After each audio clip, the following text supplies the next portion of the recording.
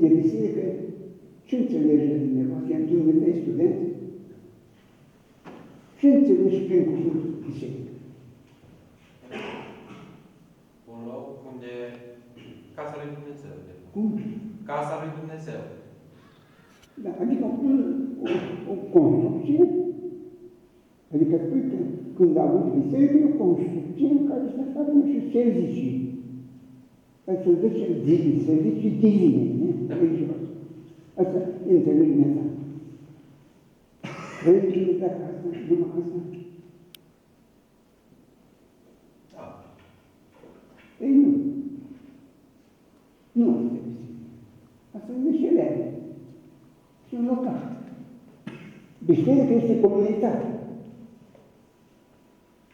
Grupul de credincioși care au cred, se închină, cinstesc colegi, asta înseamnă biserica adevărată. Biserica spirituală. E de acolo. Zidul este sacru. Că se înfruntă așa. Așa cum un locaș unde se fac păcate, e păcat. Așa locașurile sfinte sunt sfințite și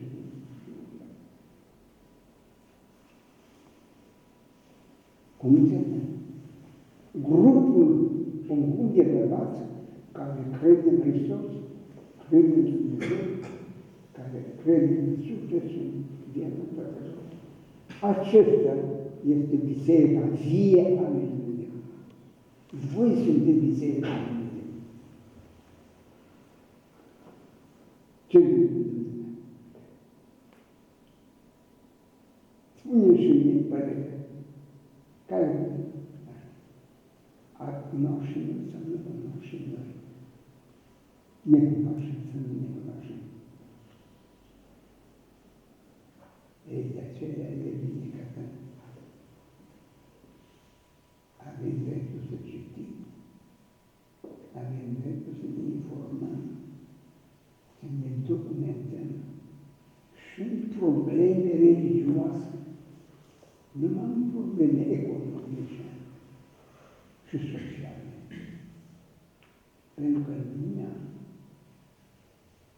lumea bună nu neglijează nici partea spirituală a omului.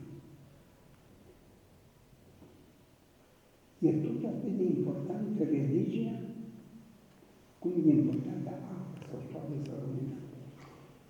Cum spunea Părintele Nicolae Ștanart, n-aș fi îl pomenesc, să-l iau de exemplu, că știm mai mult decât Șaia. Dar el s-a botezat la vârstă înaintată, bătrân. Și el a trăit din plin bucuria încreștinării lui. Și el spunea, voi creștini, care sunteți botezați din prunci, voi nu ați făcut experiența și înseamnă să nu fii creștini. Spunea el de vreu și o viață atât de tristă, atât de întunecată pentru un părinte creștin. N-are nicio speranță, nicio mângâiere. Și asta nu am trăit-o când am fost botezat. Acum pușcuirea și la în prima meditație la noi, merge pe așa, că ne botezăm dulce, că așa a făcut apostolii. Apostolii a dat delegare copiii creștini să se creștini să-și botează și copiii. Luând garanție, și așa, în toată societatea. Chiar și alte confesiuni s-au îndreptat acolo și de copii. Dar pe urmă îi educă. Eu îi copilul, nici tata, nici mama, nici nasa, nimeni nu te decât foarte sumar. Și asta e gravitate. Ne plângem că nu plouă sau când plouă prea mult. Dar toate acestea le conduce cineva. Și Dumnezeu nu doarme.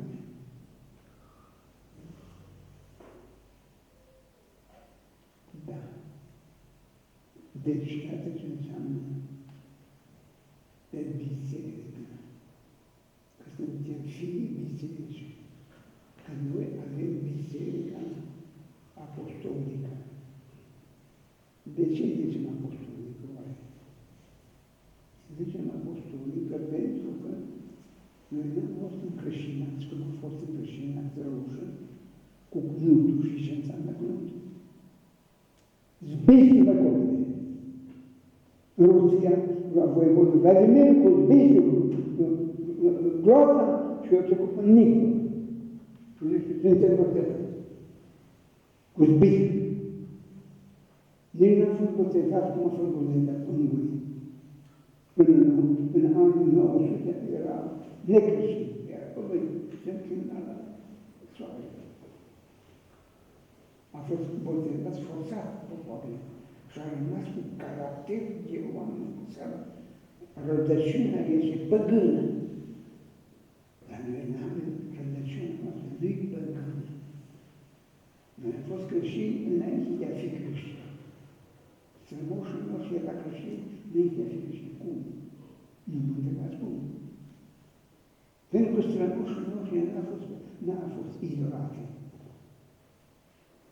Greci, romani și celelalte popoare era idolate. Își făcuse Dumnezei și zei și idoli. Dar și strămoșul nostru nu și-a făcut idoli.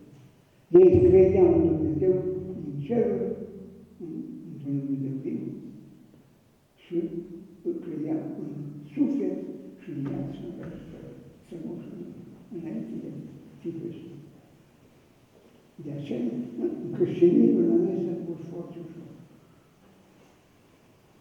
Ne-am încreștinat, părinții noștri a primit cuvântul Hristos și cu bucurie la ascultat. Hai, mai aștept acum să vorbiți voi. Eu cât am? Ia. Ce probleme aveți? Dumneavoastră. N-ar vrea să incident. Aș vrea să ne povestiți câteva lucruri despre copilăria Înaltea Sfinței dumneavoastră. În ce măsură v-a fost insuflată apropierea de biserică de către părinții Înaltea Sfinței voastre? Îți mulțumesc, de cheamă fata. Alexandra. Mulțumesc. Da. Domnișoara. Creștinii se trăiește în familia noastră, în țara noastră. Se trăiește exact cum trăiește peștele din apă. Ai înțeles ceva? Adică în viața noastră era în elementul nostru. În viață. Când mă trezeam, auzeam pe tatăl meu de când sculând, sau mulțumesc cu tine, sau zicând-vă și din dimineața. Când îmi spuneam, mi-a lumea pe tatăl meu, că nu știa acasă de lucru. Seara eu mă culcam și nu dormeam. Că auzeam pe tatăl zicând rugăciuni de seara. Tata și mama, fără necăsturare, nu i-am auzit, niciodată nu i-am auzit vorbind vorbe, înjurând sau vorbind vorbe. Nu am vorbe curate și drept. Nu am văzut târhărie. Nu am văzut niciună. Nu am văzut desfrână. Nu am văzut besine. Așa a fost, am crescut. Așa s-a înțeles. Și am crescut cam toți. Cam toți am crescut. În toată țara. Și cam așa și acum. Atmosfera, adică e creată o atmosferă potrivită pentru sufletul oamenului. Deci românul nu este păcătos, este așa, cum tot. Dar totuși asta e totuși religios. Când s-a făcut, ca să vă spun acum, că văd că stați un crispat, așa, și speriați acolo. Să vă spun de Dumnezeu, s-a făcut regizorul și acum, nu, 2002. Și recenzul în Baia Mare, și acolo era o doamnă care fusese în viață înainte de 89, fusese o tovarășă, o comunistă de aia convinsă, dar femeie foarte simplă. Și atunci recentul se-a fost și i-a pus întrebarea, Dumnezeu, la rubrica, Dumnezeu, ce credință, era o rubrică specială, ce credință ai Dumnezeu? Și atunci, doamna, educată fiind din ședințele în care crescută, deci, domnule, eu sunt ortodoxă, dar atei, eu sunt atei, dar ortodoxă, scrie acolo, sunt atei, ortodoxă. Insista să-l convingă că ea e ortodoxă, dar atei. Înțelegi? Ateismul era așa. Savonarola era un mare călugăr catolic, care a fost condamnat să fie ars pe rug, pentru că nu i-a plăcut de preot de el, că el a început să-i critique pe preot și Savonarola a fost condamnat să fie ars pe rug. Și cineva era în mijlocul orașului, pe rugă era legat Savonarola, legat acolo, se răsădea focul la lemne, pentru că s-a făcut. Pe drum înțelea și era o bătrânică, cu un braț de sucede. Dar unde e Dumnezeu? Și ea se la pătrânul și mă duc să la jos de Savonarola, să ajung în rai. Mă duc să duci un braț de sucede ca să fie focul, să fie focul, să ajut și eu, ca să arde rugul, să pot arde pe rug, să ajung în rai. Și atunci cel și-o auzit-o pe bătrânul și Santa Simplicitate, Santa Simplicitate, Sfânta Simplitate. Ea săracă, bătrână săracă, știa că Savonarola este ars pe rug pentru că pleca legea. Și ea era să ducă, să contribuie și ea la ars. Ai înțeles tu și-o?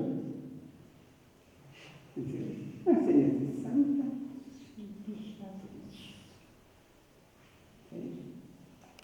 Asta este. Adică, pur și simplu, în țara noastră, oamenii, prin credința veche, în felul acesta, ca să se manifeste, să fie rodul purtit. Anume creștinul e creștin pentru că părinții lui îl cresc, i-a crescut pe fiecare, cu un pic de corine, cu un buruș, cu nu știu ce. Și prin acestea lucruri am învățat că e ceva deosebit. Și am rușinoi să fim religioși, pentru că marxismul, ce sunt marxismul? Sentimentul. În fiecare om există sentimentul religios. Asta nu pot nega nici acum atei. În fiecare om există sentimentul religios. Numai că Marțelia se spune că sentimentul religios nu e născut în firea omului. Este o influență a mediului. Că vede pe tata, pe vede pe mama, că se întine și și-a format un sentiment. Omul din fire nu e religios. Așa încearcă să spună. Și atunci, în vederea acestui lucru, nu vă supăra dacă vă dau câteva întâmplări, după Revoluția din 1789, a fost o cruntă persecuție împotriva bisericii mare, împotriva legii. Foarte mare persecuție a fost.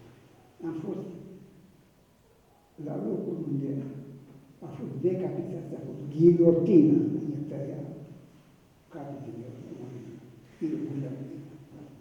Acum zice Piața Concordiei, Piața Împăcării. De acolo a fost uciși 300.000 de francezi pentru credință. În 1789, 89, când Robespierre a fost ucis și a fost eliberată țara de acești care persecutat pe cei religioși. Am fost chiar în miezul nopții, eram chiar acolo, până sunt unii din Paris, ne-am plimbat de vreo 7 ani. Și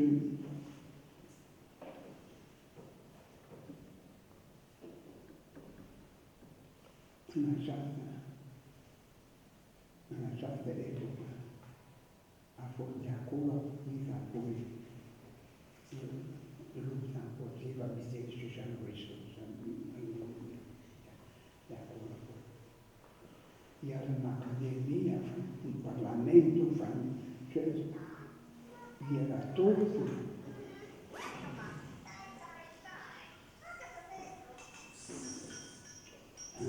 Era dominat, bine că n-ai o pisică până era dominat de acești durmani al lui Dumnezeu. Domnul Dumnezeu. Unul care era mai mare duhul al lui Dumnezeu, credințe, altul că unii era cum și-ar mai împărțit societatea. Încă activiști,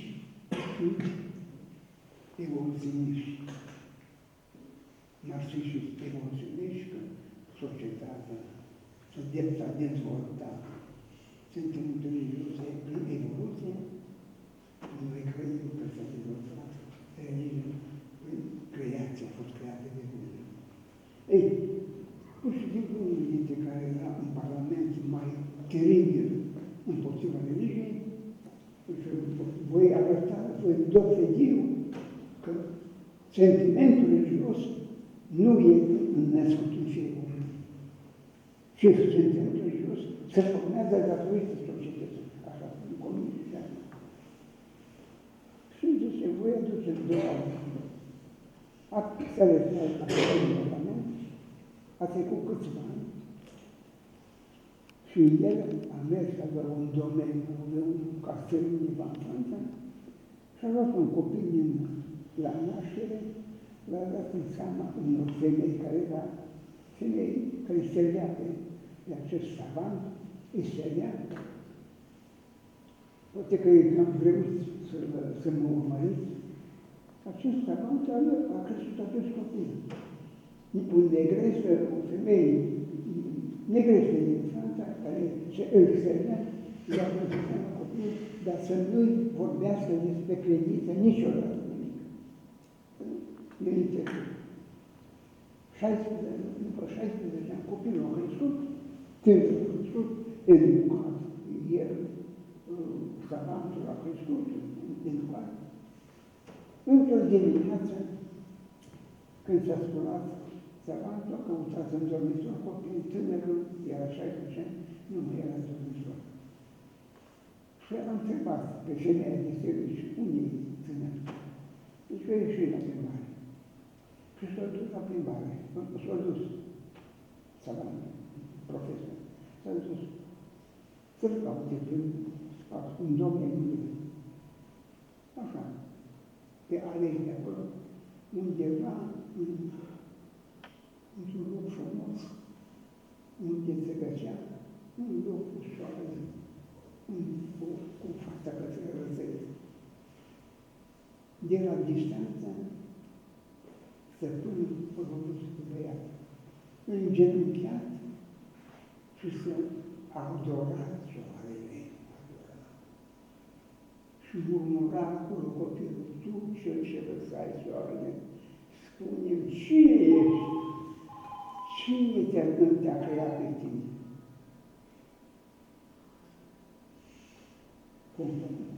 Băiatul cel. Să vină el. Profesorul zice, ce faci aici? Zice, mă închină. Cât tare frumos este soarele sale și mă închină. Cine? Mă rog să-mi spună cine l-a creat, cine a făcut. Deci ce ce vorbiți din copil? De la asta nu îmi spune, e și Dumnezeu. Și atunci vin acum cu mine. Și s-a dus în mâinile cu academicienii noștri. Dar nu deocamdată. Când eu tot am ieșit. La copilul ăsta nu vorbi nimeni despre Dumnezeu. 16 ani. Și sentimentul religios și-a făcut teară. Păi, copilul a avut în inima lui sentimentul religios în Dumnezeu.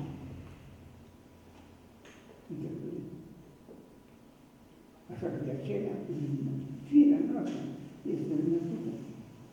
Și credința Dumnezeu. De vă spun acum, am spus așa mai multe întâmplări.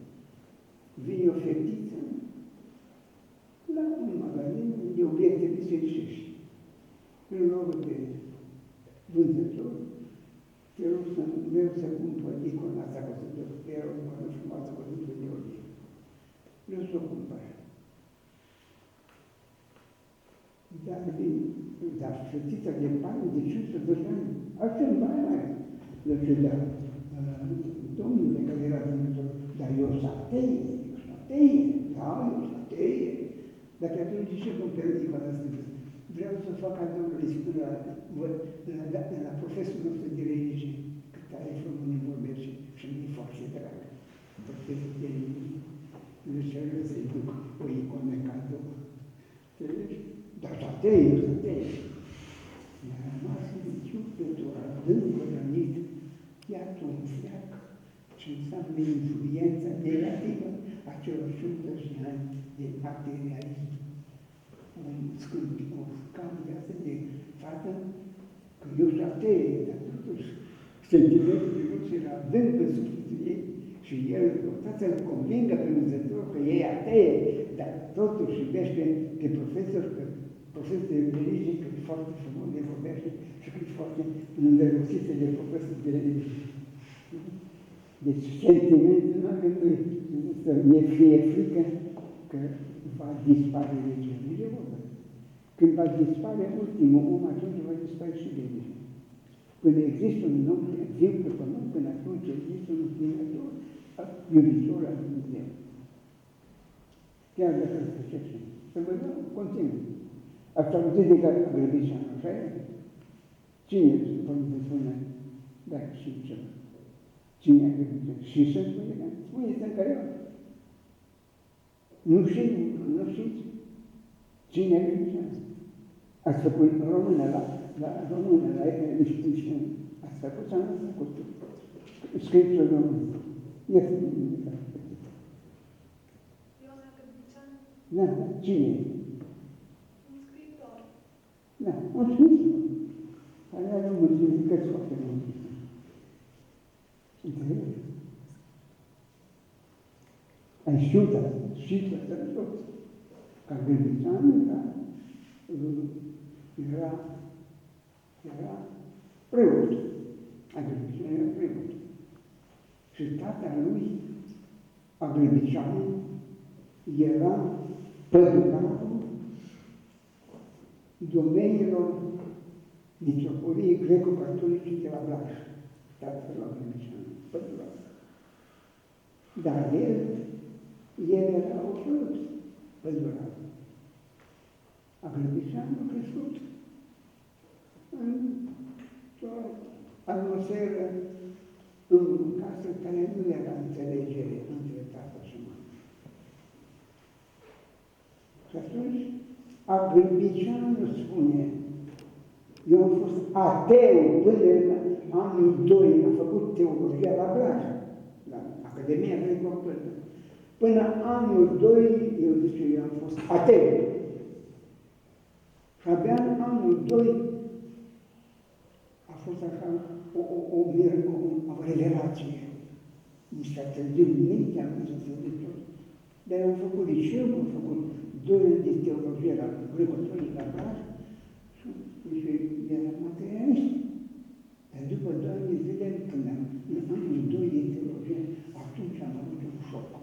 Și atunci am înțeles și am devenit cel mai mare credincios. Așa că zice, credința și religia este vie. Este Dumnezeu. Duhul Sfânt lucrează. Dacă părinții se grijă de copii, să învețe rugăciunile, să învețe lucrurile religioase, va avea fericită ocazie să vadă rezultate bune.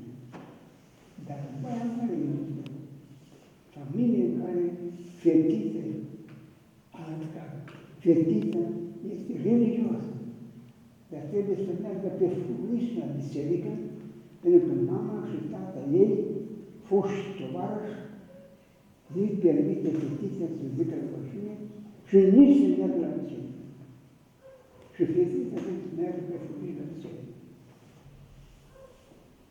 Deci ăsta e rezultatul care a spus părintele, fratele, rezultatul educației materialiste de Sfântășeană. Și atunci să nu trebuie să ne supărăm că sunt așa monstruozități, locuri monstruoase în viață. Și natura, că nu Dumnezeu ține bine minte, nu Dumnezeu pedepsește păcatele. Și cine pedepsește păcatele? Natura le pedepsește. Ai călcat legile date de Dumnezeu, legile naturale, și natura fără bună, și pe desfrânați, și pe curvași, și pe dețiți, și pe târași, și pe sărmă. Legile Dumnezeu țară. Și nu e că și n-ai. Puteți să vă verificați. Când faceți o greșeală, ești dormit și nu. De undeva din adâncul tău să trezește ca din somn o mustrare. Deci conștiința să trezește și se mustre pentru păcatele care le faci. Asta putem verifica personal viața.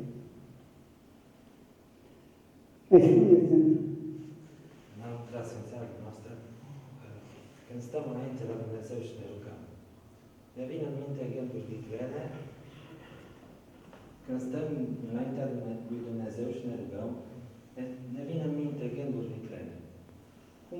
Ce-am putea face să le alungăm? Să le luăm rugăciunea sau să încercăm să alungăm, să citim mai departe rugăciunea. Fetițe, ești mulțumit să ai răspunsul ca Da. Vrei să dai Da. să biruiești îndoiala. Că nimeni nu este fără Dumnezeu. Dar de îndoiți ne îndoim toți. Când vorbiți acel tată, că era copilul bolnav, vindecăm copilul că este îndrășit. Ce-a răspuns?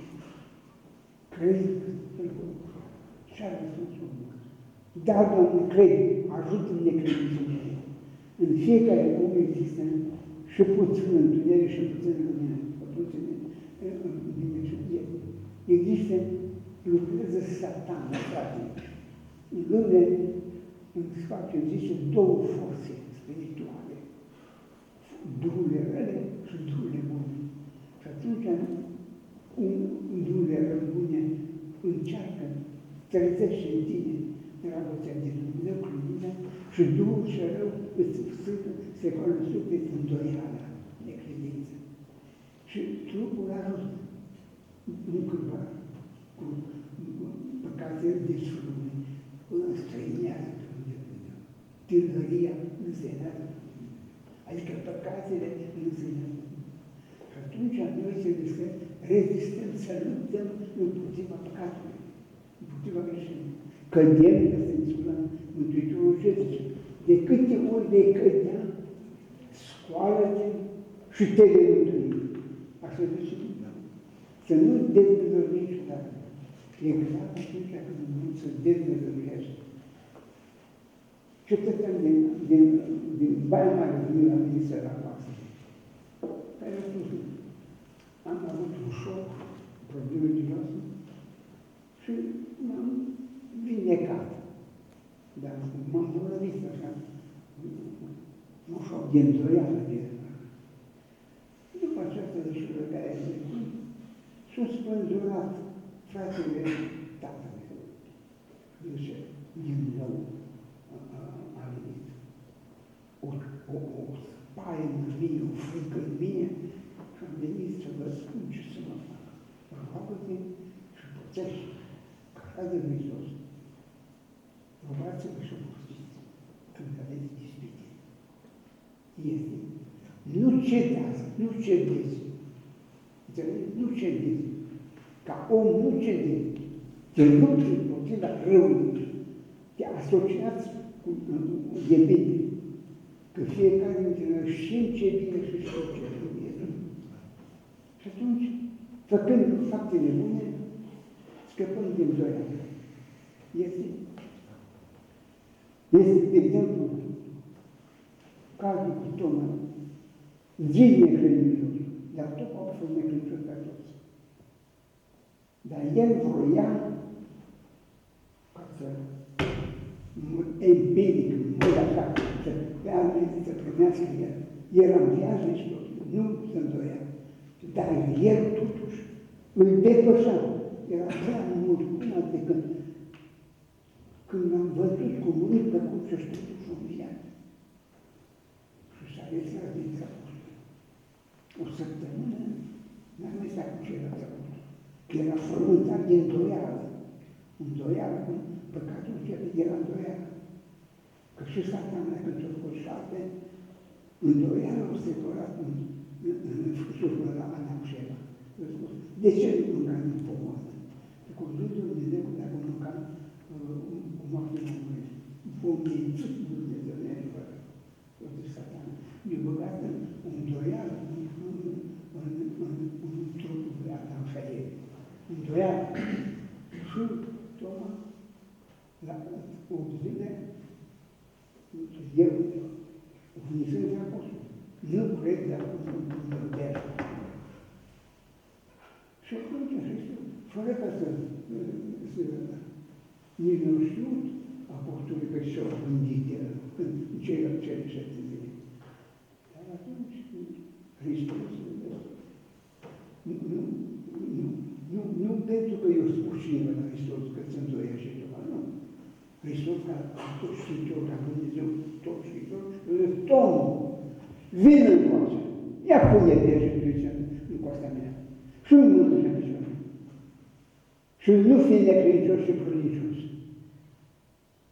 Când am pus degetul așa, văzut cel răstinit, cel învățătorul lor drag care au trăit cu el 3 ani de zile. Care a fost Sfântul? Domnul meu și Dumnezeul meu. A văzut? Pentru că s-a vindecat din îndoială. S-a vindecat de aceasta Duhul rău în îndoiere. Înțelegi? A vindecat. A pus mâna. Dar atunci ar fi semnat, da? Să nu crede numai dacă îmi pune mâna. De 2000 de ani se poate face așa. Și ce-am încheiat? Cum am încheiat în Hristos? Fericit ești tu că ai văzut și ai crezut. Dar mai fericit vor fi aceia care n-au văzut și au crezut. Între acestea se înălțut. N-am fost vrednici să trăim pe timpul Mântuitorului Iisus. Dar avem biserică, avem Evanghelie, avem duhovnic, avem preoți care ne spun toate acestea. Toate acestea ce spune biserica, ce spune legea, ce spune Sfânta Scriptură, nu sunt bazme, nu lucruri reale. La Maria Magdalena, care aștepta la mormânt, în ziua de înviere. Femeia, când am luat mormânt, spre mormânt, ce s-a întâmplat? A discutat de femei despre acest ce ne face. El nu s-a dus la mormânt ca să-l lăsați pe Hristos viu. El s-a dus, fiind convins că Hristos este mort și s-a dus cu vasele cu mirodenii ca să învățăneze corpul lui. Că vinerea seara nu apucați, că vine țară. Așa este. Și când a ajuns în fața mormântului, piatra e pusă în mormântul ăla, și din mormânt, din groznă, o ființă îmbrăcată în altă. Pe cine căută? Pe Iisus Dumnezeu. Nu aici, în viață. Vedeți? Da. Și celelalte femei, când au văzut, au fugit toate spre ea. Maria Magdalena nu. Pentru că ea avea încredere în Hristos. Ea a fost bolnavă, 7 duhuri necurate era bolnavă. Așa este? Avea credință fermă că Hristos e Dumnezeu. Și nu s-a putut îndepărta din mormânt. Și când s-a întors la mormânt, în grădina voi plâmbându-se o persoană, o persoană omenească. I-a zis, Domnule, cunoașteți, cred că cunoașteți toate acestea. Domnule, unde l-ați pus pe Hristos, pe Iisus, ca să mă duc să vedem? Și atunci, acesta fiind înviat, s-a dus Marie! Și Maria s-a trezit așa cum a văzut fata asta sau toi, dar el zice, în glasul la tata sau la mama. Ai zice, ăsta este Domnul Iisus în ziua de azi. Și a repede, singur și se picioare. Mântuitorul a zis, nu te atinge de mine. Și teologii, ca niște dobitoase, incapabili să explice lucrurile cum trebuie, și necredincioși mai rău ca teologii. Ei, au făcut gestul acela lui Iisus, din dispreț față de Maria. Hristos nu disprețuiește pe niciun păcătos. Pe ultima curvă, Hristos nu disprețuiește Dumnezeu. Toți suntem creația lui Dumnezeu și iubiți de Dumnezeu. Nu te atinge de mine. Evanghelistul Ioan, ce scrie acolo, citește, capitolul 1. Citește ce s-a întâmplat când a venit și tine. Cu ce argumente a unde ce au Iisus să nu se atingă? Ce argumente a dus? Ai făcut, spuneți-mi, teolog, ce argumente a dus? Încă n-am venit vremea să-L cunosc. Cum? Încă nu m-am strâns la Tatăl meu. Da. Pentru că încă n-am fost la Tatăl meu. Așa zice. Nu te atinge pentru că Hristos vrea primul contact, nu se lea cu creatul, cu oamenii. Se întâie să ia contact cu Dumnezeu Tatăl. Evanghelistul spune limpede acolo. Nu te atinge, că încă nu m-am întâlnit la Tatăl meu. Dar mă duc la Tatăl meu și Tatăl vostru. La Dumnezeul meu și Dumnezeul vostru. Așa zice. Du-te la ucenici, spune-le ca să meargă să aștepte, să mă aștepte pe mine în Galileea, după cum m-am spus vouă. Și atunci a fost dimineața, în ziua învierii, Mântuitorul s-a întâlnit cu 2 ucenici care mergeau la Emaus, cu care sta cu ei la masă și în timpul cât s-a în masă, a luat pâine și a frânt. Când a frânt pâinea, deodată i-a văzut că e Mesia lui Hristos. Dar el s-a întâmplat. Asta a fost cu ziua. I-a mustrat Golgota. Vai nepricepuților, că nu știți că așa a spus prorocii, că trebuie să pătimească Hristos.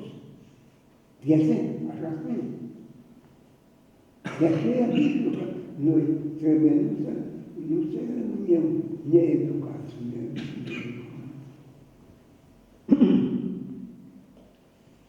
Merge să întâlnește cum a fost.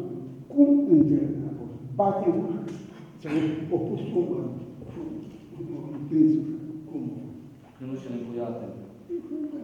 La întâmplare, crezi că, de ce? Puteți să facă, iar de ce? Și aveți că în care nu mai funcționează, nu mai sunt obstacole materia. Materia nu mai este un obstacol pentru Dumnezeu. Trebuie să îmi deschide ușa. Și apoi, așa este la inima. Că atunci, asta este îndoială Sfântul și Mare Tom, care a murit și el ucis, se învie. Cred în Hristos. Mă amintește și asta o întâmplare din Rusia, Sovietic, din Rusia, să și el. În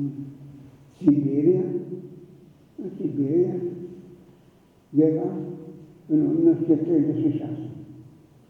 Era un organ, știu ce înseamnă organ, grămadă de fructe. Și vroia să facă o zină acolo. Dar era organul, nu știa ce se facă cu organ, nu știa ce cu el acolo, în mijlocul șățului siberian, organ. Și atunci se vedea că nu e natural, că nu e natural, e un organ.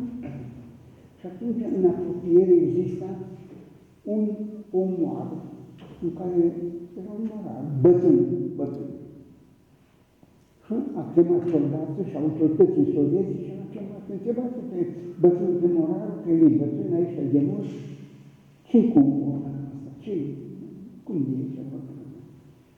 Și l-a chemat pe morar. Și zice, tovarăș, autorității sovietice și muncitorii, tovarăș, eu v-aș spune, dar n-aș vrea să mă condamnați să mă pedepse la moarte. Nu, zice, vă garantez că nu ce se întâmplă, spune, este ce-i urmă. Zice, eu am făcut parte.